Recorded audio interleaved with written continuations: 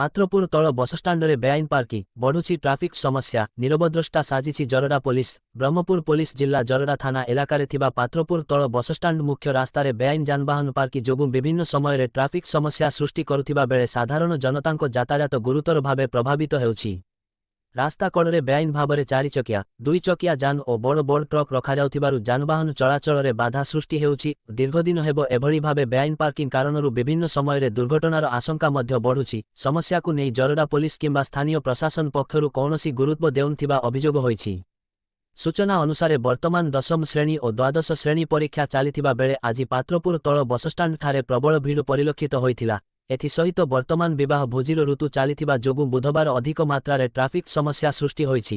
ଅନ୍ୟପକ୍ଷରେ ପାତ୍ରପୁର ତଳ ବସଷ୍ଟାଣ୍ଡ ରାସ୍ତା ପ୍ରଶସ୍ତୀକରଣ କାର୍ଯ୍ୟ ଜାରି ରହିଥିବା ବେଳେ ଟ୍ରାଫିକ୍ ସମସ୍ୟା ଦ୍ୱିଗୁଣିତ ହୋଇଛି।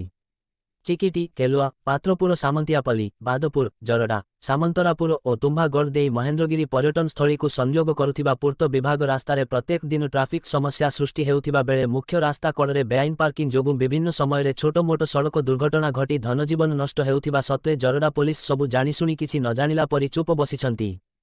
ସେହିପରି ପାତ୍ରପୁର ତଳ ବସଷ୍ଟାଣ୍ଡଠାରେ ଥିବା ବିଭିନ୍ନ ବ୍ୟବସାୟୀ ତଥା ମୃଦୁ ପାନୀୟ ଦୋକାନ, ମୋଟରସାଇକେଲ ଗ୍ୟାରେଜ, ଠିପି ବନ୍ଦ ବିଦେଶୀ ମଦ ଦୋକାନ, ହୋଟେଲମାନଙ୍କ ସାମ୍ନାରେ ଏକାଧିକ ଗାଡ଼ି ପାର୍କିଂ ଯୋଗୁଁ ଯାତ୍ରୀବାହୀ ବସ୍, ଆମ୍ବୁଲାନ୍ସ, ଦମକଳ ଗାଡ଼ି ଯାତାୟାତ ବାଧାପ୍ରାପ୍ତ ସୃଷ୍ଟି ହେଉଥିବା ନେଇ ସ୍ଥାନୀୟ ଲୋକଙ୍କ ମଧ୍ୟରେ ଅସନ୍ତୋଷ ବୃଦ୍ଧି ପାଉଛି। ଜରଡ଼ା ପୋଲିସ ପକ୍ଷରୁ ସେଠାରେ କିଛି ଗୃହରକ୍ଷୀ ନିୟୋଜିତ କରି ହାତ ଝାଡ଼ି ଦେଉଛନ୍ତି ଜରଡ଼ା ପୋଲିସ। ଗୃହରକ୍ଷୀ କର୍ମଚାରୀମାନଙ୍କ କଥାକୁ ସାଧାରଣ ଲୋକ ଶୁଣୁନଥିବା ଏବଂ ବିଭିନ୍ନ ସମୟରେ ଗୃହରକ୍ଷୀମାନଙ୍କୁ ଦୁର୍ବ୍ୟବହାର କରୁଥିବା ମଧ୍ୟ ନଜିର ରହିଛି।